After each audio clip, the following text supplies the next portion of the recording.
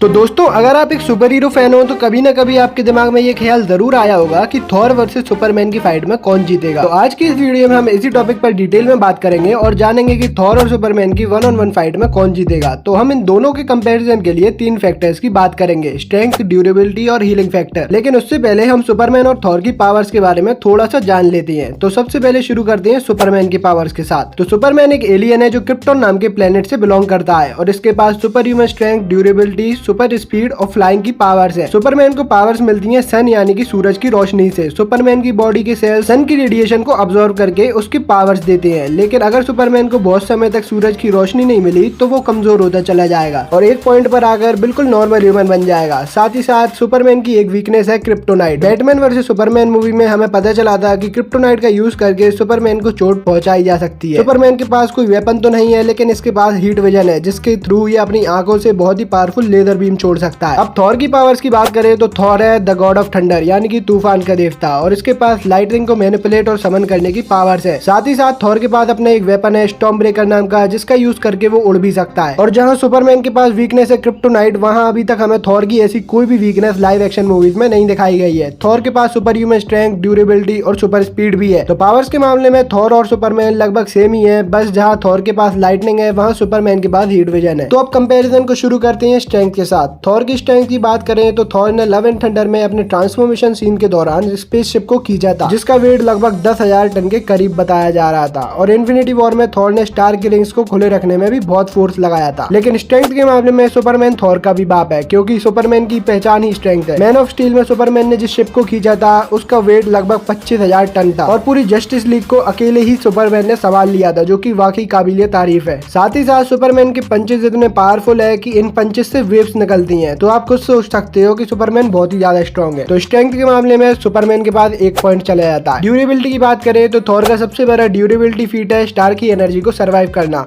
और हल्के पंचेस खाने के बाद भी एक खरोच तक नहीं आना। जैसे हल्के 1 पंच से लेविएथन की बैंड बच गई थी, उसके कम से कम 10-20 पंच थॉर ने आराम से खा लिए थे और वो भी बिना किसी खरोच आए। और तो और जिस पावर स्टोन से प्लेनेट्स डिस्ट्रॉय हो जाती है उस पावर स्टोन के डायरेक्ट कॉन्टेक्ट के आने के बाद भी थॉर को कुछ नहीं हुआ। तो हाँ, थॉर बहुत ही ज्यादा ड्यूरेबल। रही बात सुपरमैन की तो सुपरमैन ने न्यूक्लियर ब्लास्ट को सर्वाइव कर लिया था। स्टेफन वोल्ट के एक्स का अटैक तो उसने ऐसे रोका जैसे प्लास्टिक के वेपन से उसे मारा गया। और तो और मैन ऑफ स्टील में जिस वर्ल्ड इंजन से अर्थ डिस्ट्रॉय हो रही थी उसकी एनर्जी को भी बिना किसी खरोच के सुपरमैन ने सर्वाइव कर लिया था, जो काबिलियत तारीफ है। तो ड्यूरेबिलिटी के मामले में मेरे हिसाब से सुपरमैन ज्यादा ड्यूरेबल है क्योंकि माना कि स्टार की एनर्जी को थॉर ने सर्वाइव कर लिया था लेकिन ऐसा करने के बाद वो अधमरा हो गया था। लेकिन सुपरमैन ने जब वर्ल्ड इंजन की एनर्जी को फेस किया था तो उसे खरोच तक नहीं आई थी। बाकी आपको क्या लगता है कमेंट में जरूर से बताना। अब लास्ट पॉइंट की बात करते हैं जो कि है हीलिंग फैक्टर। थॉर के पास इनबिल्ट कोई हीलिंग फैक्टर नहीं है लेकिन उसके वेपन्स उसे हील करने के काबिल है। म्योनी और स्टॉर्म ब्रेकर दोनों ही थॉर को कितनी भी बुरी हालत से हील कर सकते हैं। थॉर 1 में जब थॉर ने डिस्ट्रॉयर की मार खाई थी तब वो बिल्कुल अधमरा हो गया था लेकिन म्योनिल ने आकर उसको बिल्कुल हील कर दिया था और ऐसा हील किया कि जैसे कुछ हुआ ही ना हो। सेम ऐसा ही सीन हमें इन्फिनिटी वॉर में देखने को मिला था जब स्टार की एनर्जी को सर्वाइव करने के बाद थॉर अधमरा हो गया था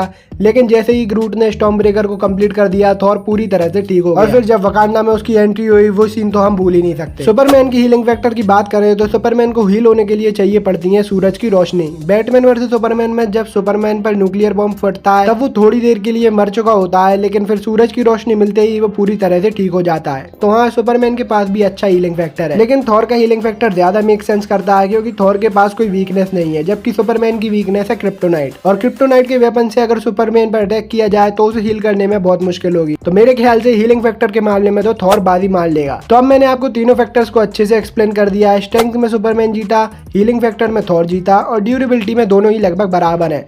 तो इन 3 फैक्टर्स के हिसाब से तो ये फाइट ड्रॉ हो जाएगी लेकिन सुपरमैन के पास थॉर के खिलाफ काफी प्लस पॉइंट्स होंगे जैसे कि उसकी स्पीड जिसका यूज करके वो थॉर से एक कदम आगे रहेगा। खैर फिलहाल तो इन दोनों का मैच ड्रॉ हो गया है लेकिन आपको क्या लगता है इन दोनों के वर्सेस में कौन जीतेगा मुझे कमेंट में जरूर से बताना। मुझे तो लगता है कि सुपरमैन जीतेगा। बाकी अगर आपको वीडियो पसंद आई हो तो वीडियो को लाइक करे बिना मत जाना। मिलते हैं जल्दी नेक्स्ट वीडियो में। Till then take care, love you and good bye.